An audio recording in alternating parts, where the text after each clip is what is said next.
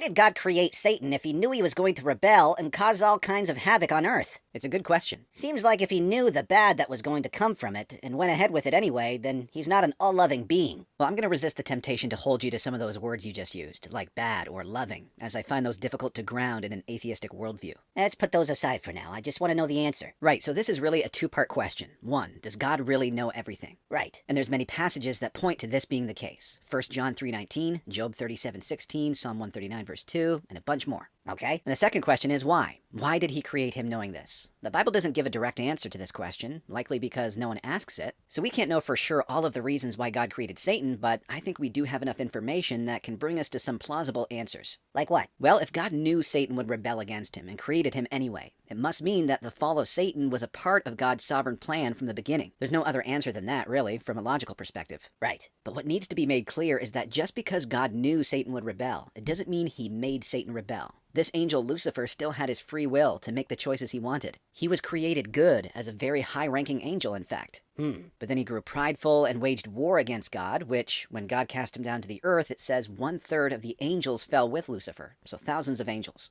Okay. But the point is, Lucifer had a good and perfect purpose before his fall. His rebellion doesn't change God's original intent from something good to something bad. Another point is, God can use Satan's evil actions to bring about his own ultimate good. We see this in Genesis 50 when Joseph's brothers are on their knees bowing before him years after they had sold him into slavery. Joseph says to them, "You intended to harm me, but God intended it for good, to accomplish what is now being done, the saving of many lives," referring to his position as Pharaoh's right-hand man. Interesting. Another point is, God's intention for creating the world and us inside it wasn't to create robots that loved him because they were programmed to, but because they chose to love him. Okay. So what does it look like to allow someone an opportunity to love and choose them freely?